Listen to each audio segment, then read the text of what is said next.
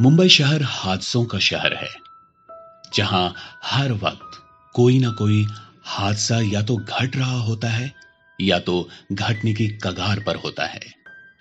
इन हादसों के कारण कभी इंसान की लापरवाही होती है तो कभी इंसान की बुरी नीयत।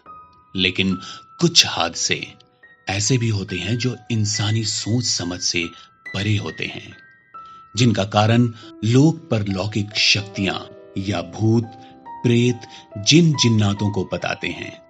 आपका एक बार फिर स्वागत है हमारे शो डरना संभाल के, जहां आज मैं भी आपको एक ऐसी ही हादसे की कहानी सुनाने जा रहा हूं जो मेरे एक अजीज दोस्त अविरल के साथ घटा था।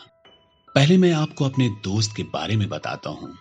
मेरा दोस्त अविरल पिछले 2 साल से मुंबई में एक्टर बनने की जद्दोजहद में लगा हुआ था। वैसे तो मुंबई ख्वाबों का शहर है, लेकिन वहां ख्वाब देखने के लिए भी पैसे लगते हैं। सो मेरा दोस्त ऑडिशन देने के साथ साथ रात को एक रेस्टोरेंट में डिलीवरी बॉय का काम भी करता था।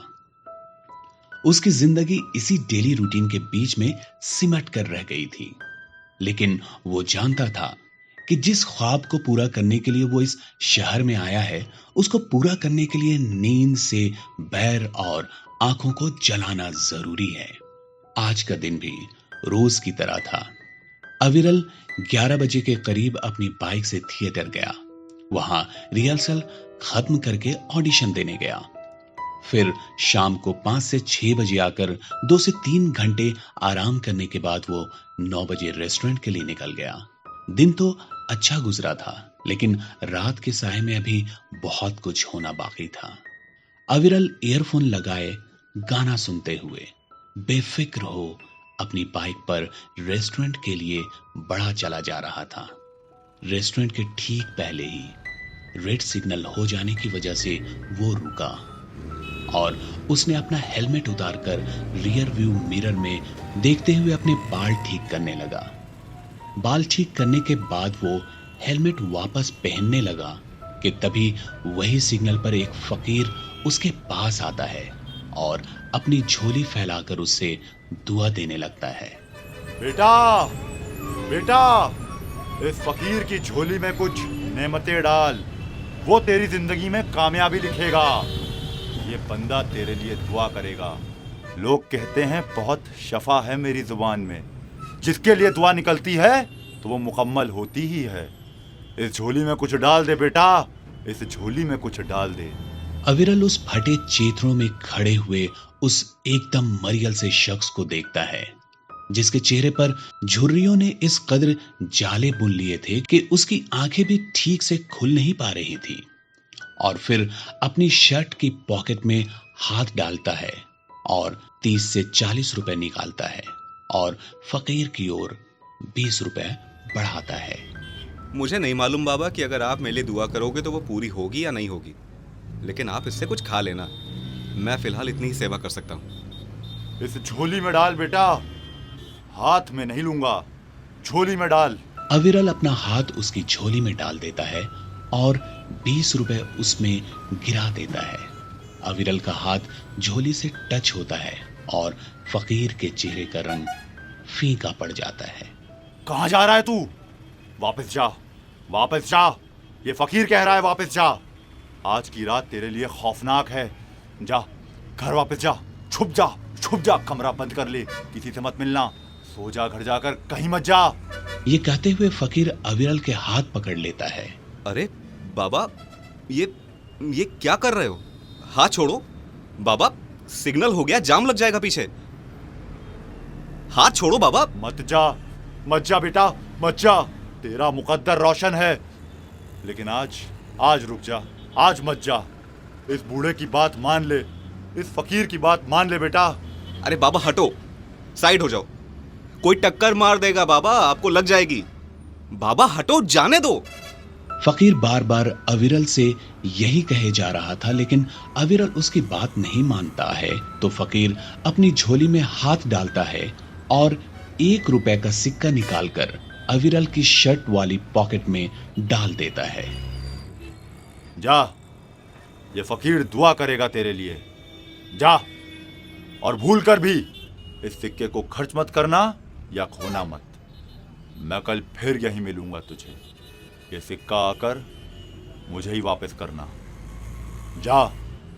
अविरल को कुछ भी समझ नहीं आ रहा था कि ये अभी अभी क्या हुआ, लेकिन जैसे ही फकीर ने अविरल का हाथ छोड़ा, अविरल ने भी तेज भागते ट्रैफिक के साथ अपनी बाइक भी बढ़ा दी और सीधा रेस्टोरेंट पर जाकर रुका।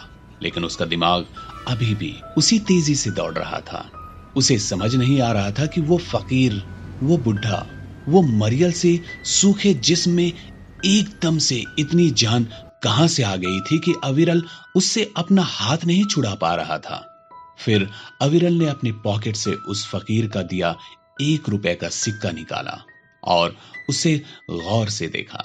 वो सिक्का देखने में आम सिक्कों जैसा ही था और फिर उसने अपना ध्यान इस तरफ से हटाया, सिक्का जेब में डाला और अपने काम में मशगूल हो गया। पूरा दिन इधर से उधर, उधर से इधर अविरल फूड डिलीवरी में लगा रहा और रात होने तक शाम को हुआ वाकया उसके जहन से उतर चुका था। अविरल रात के करीब 1 बजे रेस्टोरेंट में ही बैठा हुआ था जब उसके सेठ ने उसे लास्ट ऑर्डर की डिलीवरी के लिए बोला।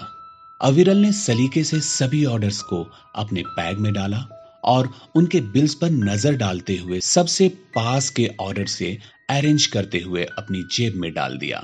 4 ऑर्डर आसपास के इलाके के ही थे, लेकिन 5वां ऑर्डर दूर का था। सारे ऑर्डर्स डिलीवरी करने के बाद अविरल ने आखिरी ऑर्डर का बिल निकाला और एड्रेस पर एक नजर डालने के बाद बिल को वापस अपनी जेब में रख लिया। फिर कान में ईयरफोन लगाए और बाइक को लेकर मंजिल की ओर बढ़ चला। ये आखिरी ऑर्डर शहर से थोड़ा आउटर में था और यह ऑर्डर रेस्टोरेंट ने सिर्फ इसलिए लिया था क्योंकि ऑर्डर करने वाला रेस्टोरेंट ऑनर की अच्छी जान पहचान में आता था। यूं तो मुंबई शहर कभी नहीं सोता, लेकिन हर जगह इतनी भीड़ भी नहीं होती। सो अविरल की बाइक की आवाज रात के सन्नाटे को चीरते हुए बढ़ी चली जा रही है। लेकिन एक सुनसान मोड़ पर मुड़ते ही अविरल की बाइक के सामने एक आदमी अचानक से आ जाता है और अविरल जोर से ब्रेक दबाता है और किसी तरह वो अपनी बाइक को कंट्रोल कर पाता है। ओ पागल है क्या? तुझे मेरी ही गाड़ी मिली थी मरने के लिए। चल साइड हट। जानबूझकर नहीं आया बेटा, बहुत देर से खड़ा किसी गाड़ी या ऑटो की राह देख रहा हूँ। अब थोड़ा आगे जाना है। अब इन बूढ़ी हड्डियों में जान नहीं रही ना भैया। अब ये कौन सा तरीका है लिफ्ट मांगने का?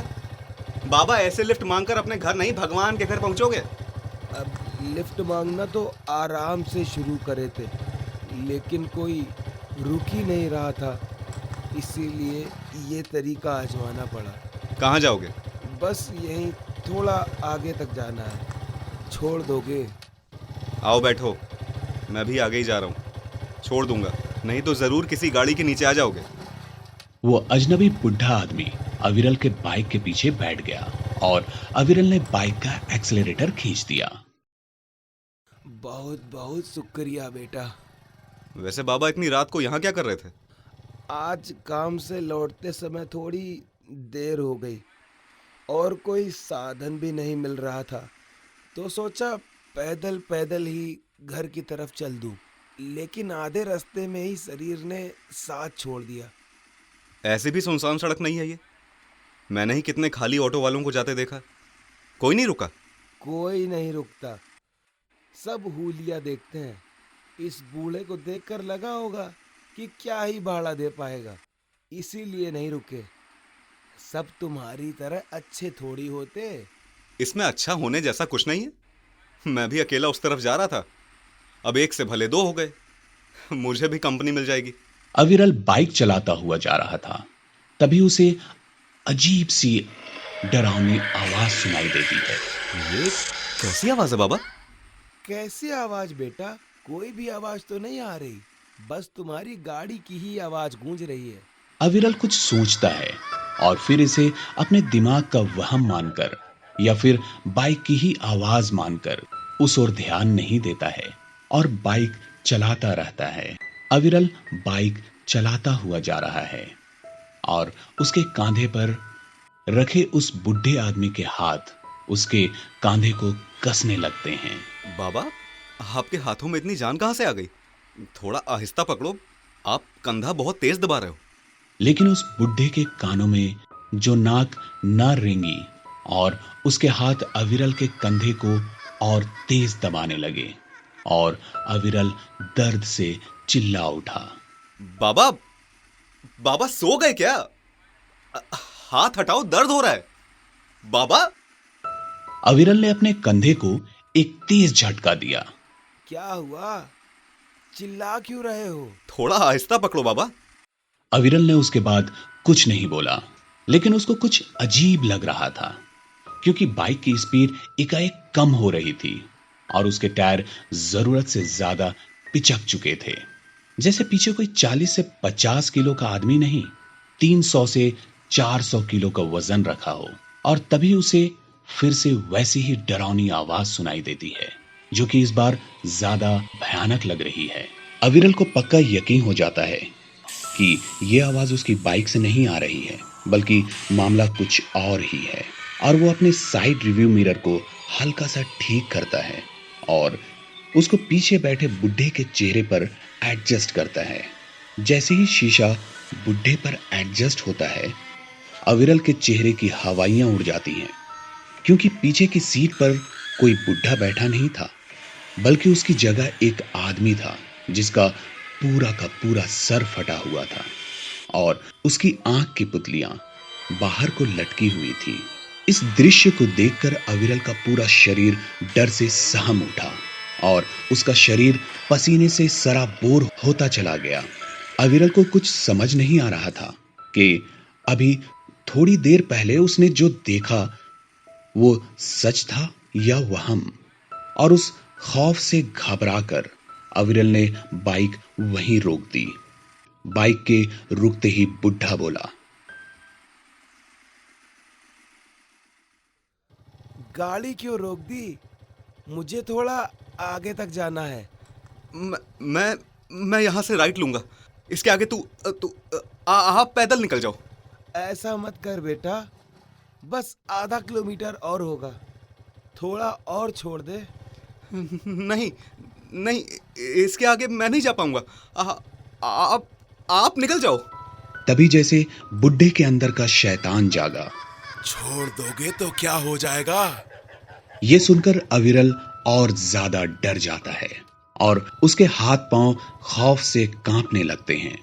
तभी अविरल अपनी जेब से कुछ रुपए निकालता है और उन्हें उस बुढ़े की तरफ बढ़ाकर डरते हुए बोलता है, बाबा ये रुपए ले लो। कोई ऑटो वाला आता ही होगा, उसमें चले जाना, मैं आगे नहीं जा पाऊंगा। अविरल ने हाथ बढ़ाकर उस बुढ़े की ओर रुपया बढ़ा दिया और उस बुढ़े ने उन रुपयों को देखा। अभी 1 रुपया कम है, 1 रुपया इसमें और दो। यही सुनते ही अविरल के कानों में शाम को उस फकीर के कहे एक एक शब्द गूंज उठे और उसी समय अविरल ने बाइक का एक्सेलरेटर पूरा घुमा दिया और वहां से अपनी जान बचाकर निकल गया। जाते हुए अविरल ने हिम्मत करके रियर व्यू मिरर में पीछे देखा, लेकिन उसे वो बुढ़ा दूर दूर तक नजर नहीं आया। अविरल समझ ही नहीं पाया कि अभी थोड़ी देर पहले जो उसके साथ हुआ, क्या वो सच में हुआ था या कोई वहम था। लेकिन वो जो भी था, अविरल की रूह कंपाने के लिए काफी था। इसलिए अविरल ने वो लास्ट ऑर्डर डिलीवर नहीं किया और सीधा अपने घर पर आकर रुका और बिस्तर में जाकर बेसुध होकर गिर पड़ा। अगली सुबह अविरल जिस हालत में भी था, उठा और सीधा उस ट्रैफिक सिग्नल पर पहुंचा जहां उसकी मुलाकात उस फकीर से हुई थी। वो फकीर फुटपाथ पर बैठा हुआ था और अविरल को देखकर मुस्कुराया। अविरल अपनी बाइक साइड में लगाकर उसकी तरफ बढ़ने को हुआ, लेकिन उस फकीर ने रुकने का इशारा किया और हौले से मुस्कुराया और एक तरफ उठकर चल दिया। अविरल उसे जाते हुए देखता रहा और थोड़ी ही देर में वो जैसे भीड़ में कहीं गायब हो गया। उस दिन के बाद से अविरल को वो फकीर फिर कभी नहीं मिला, लेकिन वो 1 रुपए का सिक्का आज भी उसके पास है, जिसे वो अपनी किस्मत और उस फकीर की दुआ मानता है। हादसे कहीं भी किसी मोड़ पर हो सकते हैं, लेकिन कुछ हादसे ऐसे होते हैं जिनको हम बयां नहीं कर सकते। अविरल के साथ जो हुआ वो हकीकत में हुआ था या उसका कोई वहम था, ये तो नहीं कह सकते, लेकिन जो भी था कम से कम इंसान तो नहीं हो सकता। हम फिर हाजिर होंगे लेकर एक और ऐसी ही डरावनी कहानी। तब तक सुनते रहिए डरना संभाल के।